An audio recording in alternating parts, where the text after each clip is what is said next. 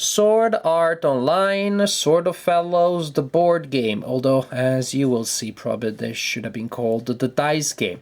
There's a game based on the Sword Art Online franchise, which is, I'll be frank, one that I'm not very familiar with. I'm not familiar with it at all. I pretty much learned about it, about the content of the franchise from the rulebook of this game.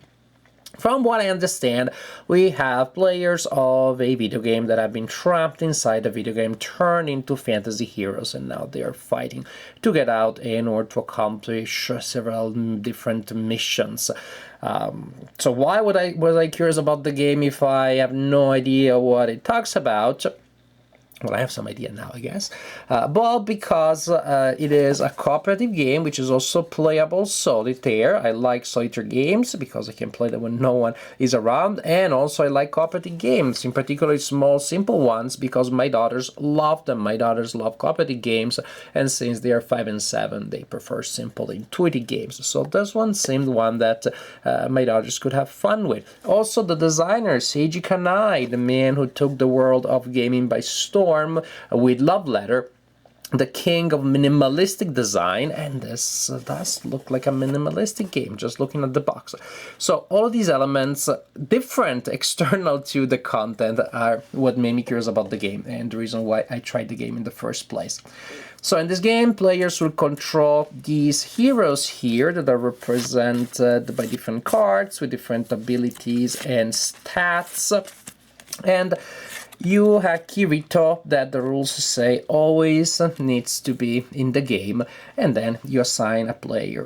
You assign Kirito to a player and other characters to other players. Usually a character per player, but not necessarily. For example, if you're playing solo, then you will play with Kirito and one other character, and you control both. These characters have different levels. You start at level 30. Hooray, no grinding there. And then you will accomplish missions if you are successful, and you will level up to 50 and to 80. That simply means level 1, 2, and 3. There are special abilities. The ability described here, you can only use it a certain number of times for each mission, and that depends on the level you are at and the number of characters involved. So if you're level 50 playing with 2 characters, then you can use that ability twice. And here you have the standard abilities of the character. The characters are trying to accomplish 3 missions and then to win a final battle. There is a deck of cards divided in different sections. You shuffle each section separately, and then you place on the table or in the play area a lower section, a middle section, and an upper section. And the sections will need to be encountered and resolved in order from lower to upper, and if you beat the upper section, then you proceed to the final battle, and if you beat that one, then you win the game. As for the missions for the different sections, here they will have 1 or more steps, and you need to beat them in order. There's a little counter that you place there to indicate the step you're in. So first here, we need to beat step 1 and then step 2. H point is, well, how much damage we need to inflict to that step to be able to move to the next. So if you inflict 20 points of damage to this step, we can move to the next one. If we inflict 20 points to this one, then we move to the next section, to the next battle. And the number next to the health points is how much damage the step gives to the players after the active player went. There is a situation in which the active player may be able to prevent the card from happening, but from counter-attacking, from using that effect, but we'll talk about that later. So this is the general idea. Go through the steps, inflict damage, and continue like that. Also, as you do so, when you move from level to level, you get to level up, you'll get to restore your energy, you'll get to find items that you can add to your collection and that can be used during the game. All of these things that we have in video games, but also in standard adventure and fantasy games. Now, how do we attack our enemies there? The active player, supposes Kirito grabs a number of dice equal to the number allowed by the card. Here, for example, 3. Then the active player chooses a chaining player, which pretty much is a support, and that can be good because it allows the players to also be involved directly and to do stuff during when it's not their turn. The support player takes also a number of dice as indicated by the mission. Then both players roll, and then players also get to reroll, and they decide together what they want to keep, what they want to reroll, and then you reroll again if necessary, and at the end the active player uses the dice that have been produced in the process to activate their ability. For example, in order to do damage, our friend Kirito needs to activate these attacks here, and he can activate the Rage Spike by spending a 6, he can activate a Vertical Arc by spending 2 dice of the same type, etc, etc. He specializes in dice of the same type. Other characters go for different things. For example, she goes for sequential numbers, as you can see here. This guy goes for high results by adding the number of several dice you get to have. He must be a certain number, go above that number, equal to the number, then he gets to give the corresponding damage. There's a character that does the opposite, is going for low numbers, so different characters will look for different combinations, but each character has one type of combination that the character is going for. And the effects, as you can see, are pretty basic. They just define the number of damage points that you're inflicting on the thing. You're not activating a lot of different things. You do have your abilities, but these things tend, for most characters, to be pretty standard and linear, pretty much numerical adjustments.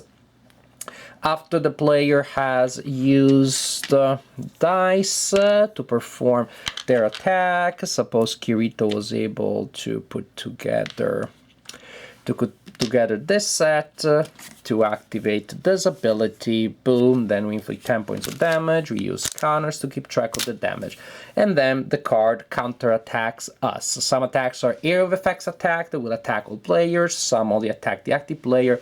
If during their turn, the active player was able to use all of the dice that were rolled. Well, it's pretty neat because that player gave a lot of damage, and also that player manages to prevent the enemy from counterattacking. In that case, the turn simply goes to the next player that takes their turn, becomes the active player, chooses a support player, without having to suffer the counterattack. So that's how you prevent the enemy from attacking you, by using all of the dice that were rolled, which is not all that easy to pull off.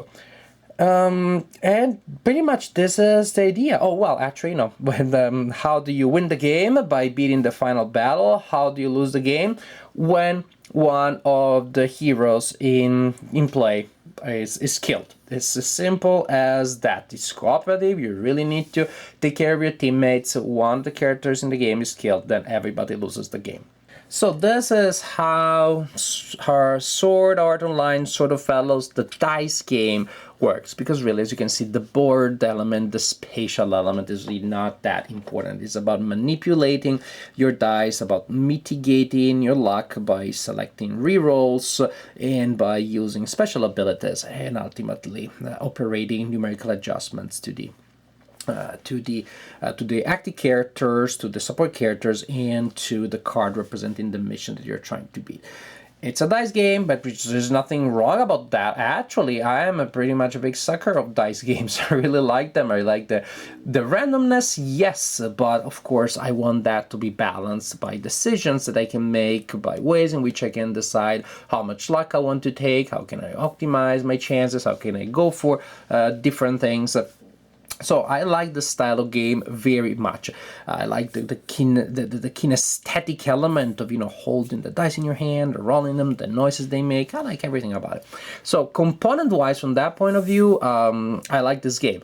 It's a dice game, and I like dice games. I like the art. I like the components. These dice are very simple, but they're large. They're pleasant to touch. They're good dice. and the range of options that you have here is good. Again, clearly this was meant to be very minimalistic, and so the range of options that you have is good, not enormous. That has its advantages and its disadvantages. The advantage is that the game is so simple, it's so intuitive. Go for sets of the same type, go for chains, and go for sequences of results. On the other hand, I wouldn't have minded maybe one extra wrinkle or two, an extra thing that you can do. The fact that maybe different players, that a player could activate different things. Because ultimately, if I'm going for the same results, it's pretty much basic. If I rolled 4 6s in my first roll, that's probably I'm going to reroll at the start trying to get more 6. I don't know that I'm going to go for a result that had a single one. If I rolled a 2, a 3, and a 4 for her, probably I'm going to reroll the other ones. As opposed to maybe giving the characters a variety of different things to do, by which I mean different sets that could activate different things. Then I have a little more dilemmatic decisions because, should I reroll these guys to go for that effect, or these are the dice to go for that effect?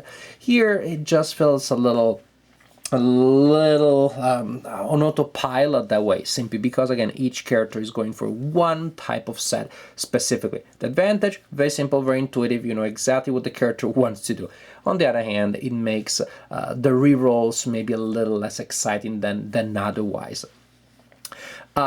And of course, you still have the ability of choosing when to use your special ability. That becomes the really, I would say, almost the main choice that you have in a turn. But that is only a limited number of uses. And once you've used that ability, well, there is that. So on the plus side, very simple, very intuitive, very linear. 7-year-old like my daughter definitely could understand that, how the game works. On the other hand, there is the minus thing that it feels very, very linear and some decisions feel really, really obvious. In general, this is a good, not excellent game. It's a simple, linear, entertaining. Actually, I think it has potential for expansion. I'd like to see more adventures, more things that can happen. I like to see more options here. As is, the game is a perfectly fine one. It's perfectly viable and enjoyable. So very simple, very linear filler that probably will be best appreciated by players that already enjoy the original franchise. From my point of view, for somebody who does not know the franchise and simply is approaching this game as a game design, this is a good, not excellent, but a good, entertaining little game.